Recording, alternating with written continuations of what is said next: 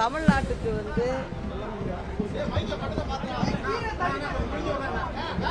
எதுவும் பெருசா ஒன்றும் தனியா ஒன்றும் சொல்ல. பொதுவாக அவங்க சொல்லியிருக்கிறது பெண்களுக்கு, அதாவது பணிபுரியும் பெண்களுக்கான தங்கும் விடுதிகள் நாடு முழுவதும் செய்யப்படும் சொல்லியிருக்காங்க. அது ஏற்கனவே நம்ம தமிழ்நாட்டை பொறுத்த வரைக்கும் 2013 ஆண்டு அம்மாவுடைய ஆட்சியில் வேலை செய்யும் பெண்களுக்காக அதிக இடங்களில் தங்கும் விடுதிகள் அம்மா ஏற்கனவே செஞ்சிருக்காங்க.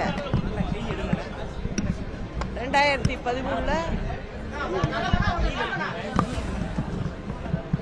23,83,00,000 செலவில் நிறைய இடங்கள்ல அம்மா செஞ்சிருந்த திட்டம் தான் இது. ஆனால் இப்போ மத்திய அரசு சொல்லியிருக்கு நாடு முழுவதும், அதாவது இந்தியா முழுவதும் இந்த பணியை நாங்கள் செய்வோம்னு சொல்லியிருக்காங்க. அது வரவேற்கத்தக்கது தான். அதே போல் பாருங்கள், அம்மா கொண்டு வந்த திட்டங்கள் 2-3 அதில் வருது. அதாவது மாடு, ஆடு, கோழி இதுக்கெல்லாம் மானியத்தோட கடனுதவி எல்லாம் கொடுக்கப்படும் அப்படின்னு சொல்லியிருக்காங்க. அதுவும் வரவேற்கத்தக்கது தான். இது ஏற்கனவே நம்ம தமிழ்நாட்டில் பின்தங்கிய மாவட்டங்கள்ல எல்லாம் அம்மா செஞ்ச திட்டம் தான் இது. அதே போல் சென்னை, ஹைதராபாத், சென்னை, பெங்களூர், அதாவது ரயில்வே திட்டம் அறிவிச்சிருக்காங்க. அது வரவேற்கக்கூடியது.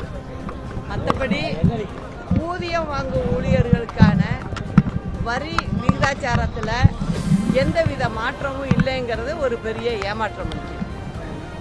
அதுதான் அதில் முக்கியமாக சொல்லக்கூடிய. இப்போ நீங்கள் உறுதிமொழி எடுத்தீங்க. அந்த உறுதிமொழியில் உங்கள் தலைமையில் ரோகிகளுக்கும் எதிரிகளுக்கும் நாங்கள் பாடம் கற்பிப்போம், உங்கள் தலைமையில் தேர்தலை சந்திக்க இருக்குது அப்படிங்கிற ஒரு தகவல் இதில் இடம்பெற்றிருக்கு. ஆமாம், உண்மைதான்.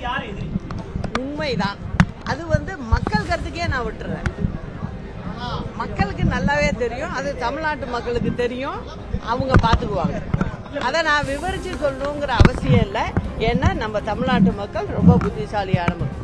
அதிமுக அமமுக கூட்டணி ஒன்றா சேர்ந்திருக்காங்க. இதை எப்படி பார்க்குறீங்க?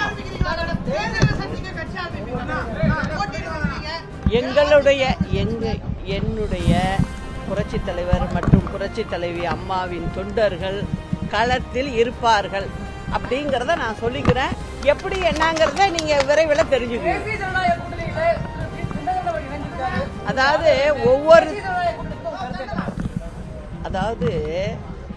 ஒவ்வொரு கட்சியும் அவங்கவுங்களுக்கு எது சரின்னு படுதோ அந்தந்த கட்சியில் கூட்டணி அமைச்சுக்குவாங்க. அதில் போய் நான் தலையிட்டு எதுவும் சொல்ல முடியாது. என்னை பொறுத்தவரைக்கும் தலைவர் அம்மா வழியில் ஆட்சி நடக்கணுங்கிறது தான் என்னோட திட்டம். அதை நான் நல்ல முறையில் செயல்படுத்துவேன். அவ்வளவுதான் இப்போ சொல்ல முடியும்.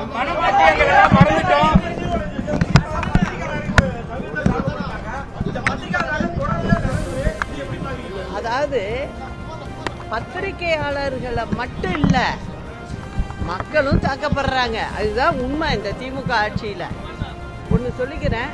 கிருஷ்ணராயபுரத்தில் சமீபத்தில் ஒரு கல்குவாரி, அது அனுமதி இல்லாமல் கல்குவாரி அங்கே நடத்தப்படுது. அதுக்கு கிருஷ்ணராயபுரம் தொகுதி எம்எல்ஏ முக்கிய ஆளாக இருக்கார். அங்கு செய்தி சேகரிக்க சென்ற போட்டோகிராஃபரையும் செய்தியாளரையும் ஒரு 50 அடியாளுகளை வச்சு, ரவுடிகளை வச்சு, அந்த 2 பேரையும் தூக்கிட்டு போய் தனிமையான இடத்துல வச்சு அடித்து துன்புறுத்திருக்காங்க. இது நடந்தது உண்மை. ஆனால் இதில் திமுக காரவங்களே சம்மந்தப்பட்டிருக்கிறதுனால இந்த விசாரணை எப்படி போகும்னு எனக்கு தெரியல. உண்மையா அங்கே உள்ள காவல்துறையினர், அரசாங்கம் இருக்கும், நாளைக்கு மாறும். ஆனால் நடந்த நிகழ்வுக்கு அவர்கள் தக்க இடத்துல பதில் சொல்ல வேண்டிய ஒரு நிர்பந்தம் கூடிய விரைவில் ஏற்படும். அதனால் அதில் உண்மையாக சம்பந்தப்பட்டவங்க மேலே நடவடிக்கை எடுக்கணும்னு கேட்டுக்கிறேன். அதே போல் பார்த்தீங்கன்னா இங்கே நந்தனத்தில் கலைக்கல்லூரியில் ஒரு இது கேண்டீன் இருக்கு. அந்த கேண்டீன் வந்து திமுககாரவங்களுக்கு லீஸ்க்கு கொடுத்துருக்காங்க. அந்த கேண்டீனில் வேலை செய்ய வந்த ஒரு பெண்ணை வந்து கற்பழிப்புக்கு உள்ளாயிருக்கு. அதுக்கும் திமுககாரவங்க தான் சம்பந்தங்கிறது நல்ல வெட்ட வெளிச்சமாக தெரியுது. அதுக்கும் தகுந்த நடவடிக்கை எடுக்கணும். சும்மா பூசி முழுவுனீங்கன்னா இது வந்து அடுத்து வரப்போகிற அரசாங்கம் உங்களை சும்மா விடாது. இது மட்டும் இல்லை, தமிழ்நாட்டில் எல்லா இடத்துலையும் லா அண்ட் ஆர்டர் ரொம்ப மோசமாக இருக்குது. இதுக்கு திமுககாரவங்க பதில் சொல்லி ஆகணும். அதே போல் இன்னொன்னையும் சொல்லிக்கிறேன். கிட்டத்தட்ட 5 முறை முதலமைச்சர் வந்து வெளிநாடு சுற்றுப்பயணம் பண்ணியிருக்காரு. 7 கண்ட்ரிகளுக்கு போயிருக்கிறார். 7 நாடுகளுக்கு போயிருக்காரு. போய் என்னாச்சு, இங்கே வந்து கம்பெனிகள் உருவாச்சா? அப்போ என்ன சொன்னார், 33 லட்சம் பேருக்கு உடனடியாக வேலை கிடைக்கும்னாரு. வந்து 5வது வருஷம் தேர்தலையும் சந்திக்க போகிறோம். எங்கே மாவட்ட வாரியாக சொல்லுங்கள், எவ்வளோ லட்சம் பேருக்கு நீங்கள் வேலை வாங்கி கொடுத்துருக்கேங்கிறத கொஞ்சம் வெளிப்படுத்துனீங்கன்னா நல்லா இருக்குங்கிறதையும் நான் மக்கள் சார்பாக கேட்டேன். தலைவர் அஇஅதிமுகவை ஊழல் கட்சி என்றும் ரொம்ப கடுமையாக விமர்சிச்சிருக்காரு. உங்க கருத்து என்ன? தம்பி, நான் ஒன்னே ஒன்று சொல்கிறேன் உங்களுக்கு. அதாவது ஒவ்வொருத்தங்களுக்கும் ஒரு எண்ணம் இருக்கு. ஒன்னே ஒன்று சொல்கிறேன். அம்மா இருந்தபோது எப்படி இந்த அரசாங்கம் இருந்துச்சு நான் சொல்லணும்னு அவசியம் இல்லை. ஒவ்வொரு வீட்லேயும் ஒவ்வொரு குடும்பத்தாரையும் நீங்கள் போய் கேளுங்க, மனசில் தொட்டு கேளுங்க. அங்கே அப்போ ஆட்சி எப்படி இருந்ததுன்னு சொல்லியிருப்பாங்க. அதனால நீங்கள் வந்து அதனால தான் நான் திரும்ப சொல்கிறேன், அம்மா ஆட்சின்னு சொல்கிறதுக்கு காரணமே அதான். நான் இப்பயும் சொல்கிறேன், அம்மா வழியில், புரட்சி தலைவர் வழியில் மக்களாட்சியை கொண்டு வர்றதுக்கு என்னால் நான் 39 வருஷ அனுபவத்தில் என்னால் என்ன செய்யணுமோ அதை செய்வேன்.